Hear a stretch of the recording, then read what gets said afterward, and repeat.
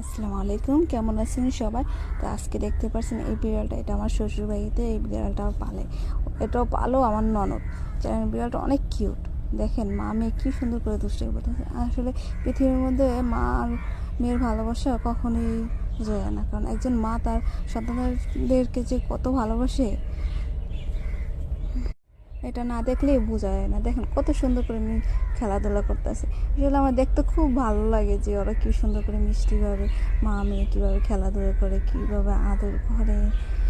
মানে দেখলে মনে হয় আসলে ছোট বাচ্চা, যখন আমরা ছোট ছিলাম তখন মনে হয় আমাদের মাও এইভাবে আমাদের আদর করতো, অনেক যত্নে রাখতো, কিন্তু আমরা বড় হয়ে সেগুলো বুঝতেই পারি না, মার সাথে অনেক আচরণ করি। কিন্তু এটা ঠিক, একটা মা তার সন্তানকে ছোটোবেলা অনেক আদর করে, অনেক আদর যত্নে পালে।